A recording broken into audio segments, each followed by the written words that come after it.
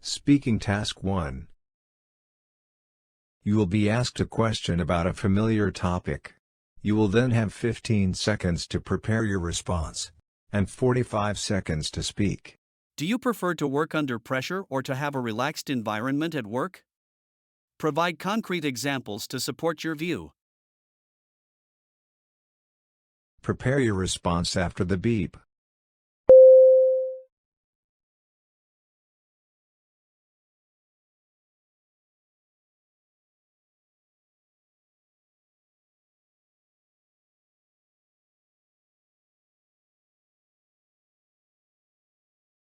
Start speaking after the beep.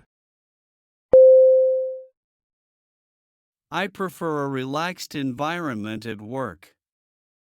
In my experience, a relaxed environment fosters innovation, creativity, and encourages open communication among employees. When people feel comfortable, they are more likely to share ideas, collaborate, and ask for feedback.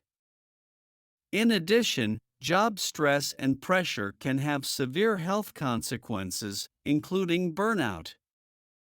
That being said, I understand occasional time-driven projects do create mild pressure, and that amount is manageable and can even increase productivity to a certain level.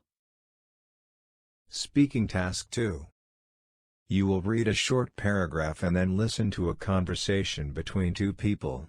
You will have 50 seconds to read the paragraph. After, you will get a question about what you read and heard.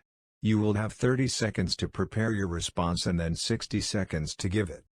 You have 50 seconds to read. Start reading after the beep.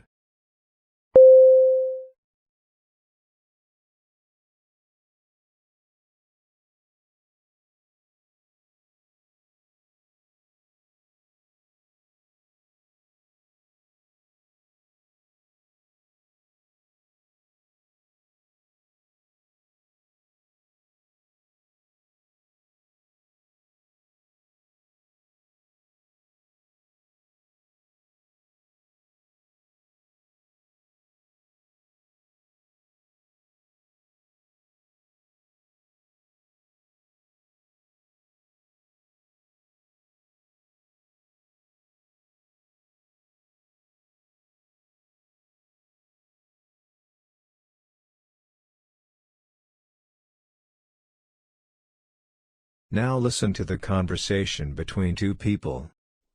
I don't like the university's plan. Really? I've ridden those buses, and sometimes there were only a few people on the bus. It did seem like kind of a waste. I see your point, but I think the problem is the route's out of date. It only goes through the neighborhoods that have gotten too expensive for students to live in. It's ridiculous that they haven't already changed the route, so it goes where most off-campus students live now. I bet if they did that, they'd get plenty of students riding those buses. Well, at least they're adding more parking. It's gotten really tough to find a space. That's the other part I don't like, actually. Cutting back the bus service and adding parking's just going to encourage more students to drive on campus. And that'll just add to the noise around campus and create more traffic.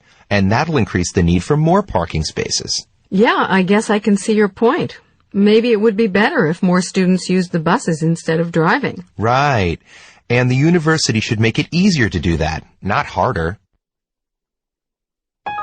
The man expresses his opinion of the university's plan to eliminate the bus service. State his opinion and explain the reasons he gives for holding that opinion. Prepare your response after the beep.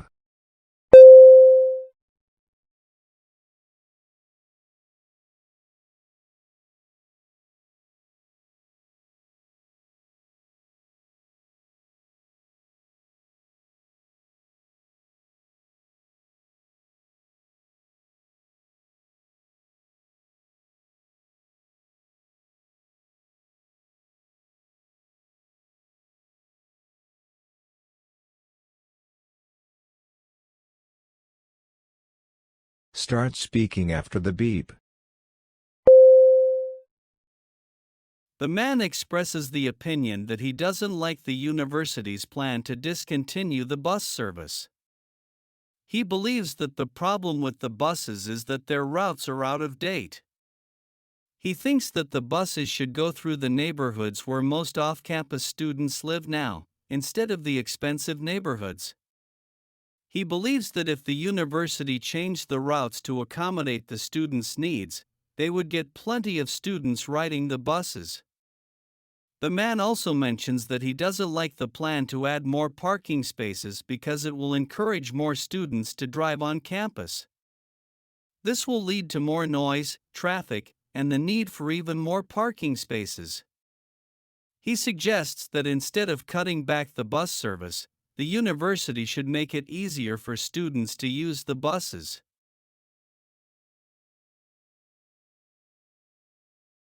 Speaking Task 3.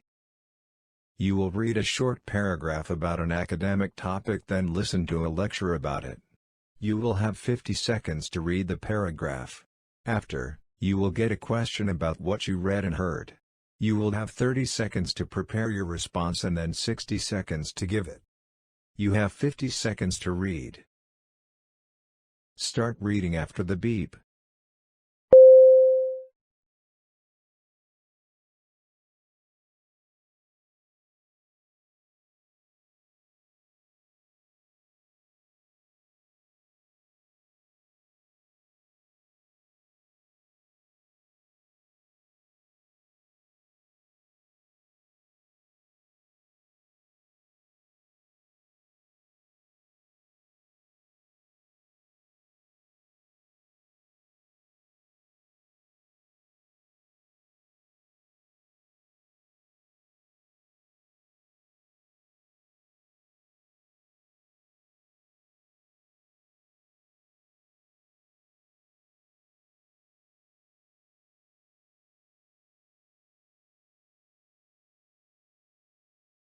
Now listen to the lecture.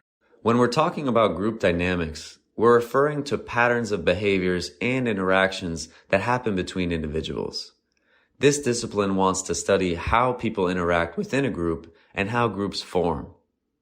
An important concept that group dynamics studies is the power dynamics. Here, we are looking at how influence and power is distributed among the group, the abundance or lack of power one individual might have.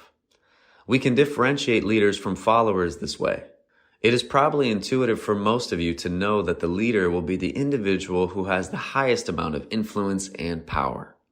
Power dynamics are really important because they could lead to friction within a group. Some individuals might vying for power, and this creates problems. The conversation about power dynamics leads us to talk about the next important concept, the concept of roles.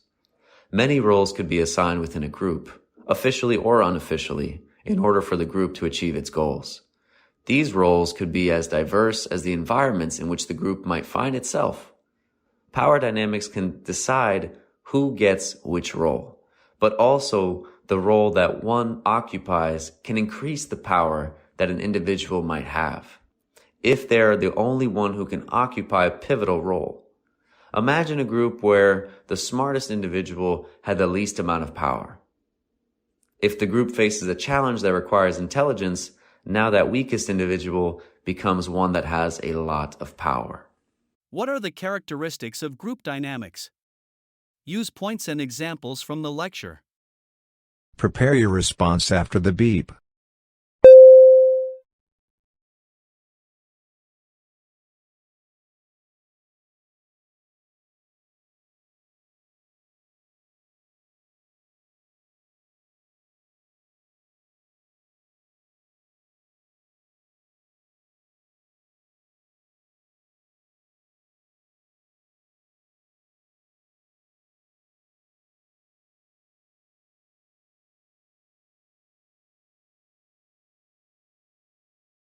Start speaking after the beep.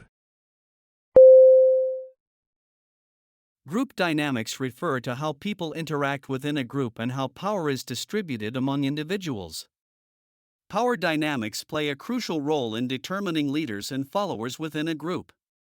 For example, the leader is typically the individual with the most influence and power. Another key characteristic of group dynamics is the concept of roles. Roles can be assigned formally or informally within a group to help achieve goals. For instance, in a group facing a challenge requiring intelligence, the smartest individual may be given a pivotal role, showcasing how roles can impact power dynamics within a group.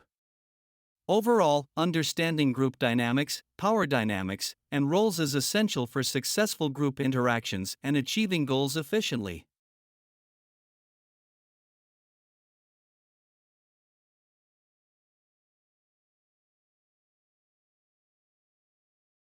You will listen to a lecture about an academic topic.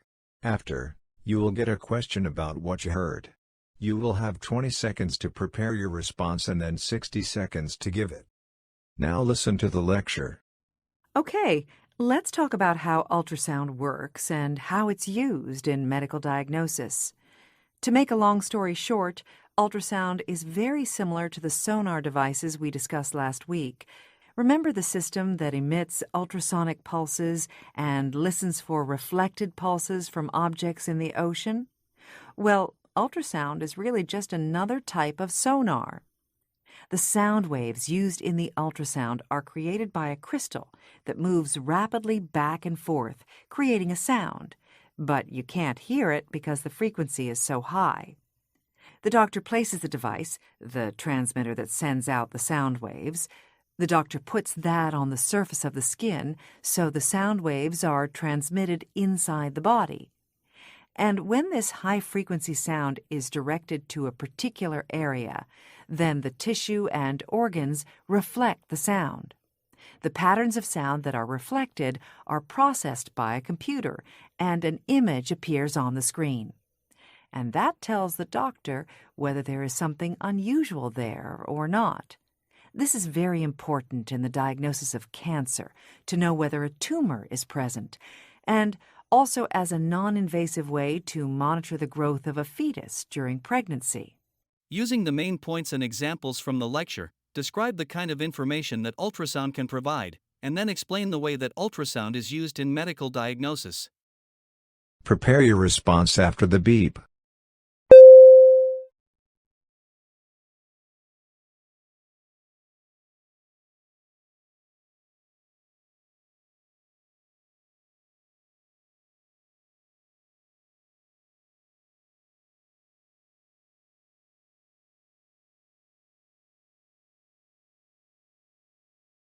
Start speaking after the beep. Ultrasound is a medical tool that uses high-frequency sound waves to create images inside the body. It can provide important information to doctors, such as whether a tumor is present or to monitor the growth of a fetus during pregnancy. The sound waves are produced by a crystal that moves quickly back and forth, and these waves are transmitted into the body by a device placed on the skin. The sound waves then bounce off organs and tissues inside the body, creating patterns that are processed by a computer to produce an image on a screen. This image helps doctors to see inside the body and detect any abnormalities or issues that may be present, making ultrasound an important tool in medical diagnosis.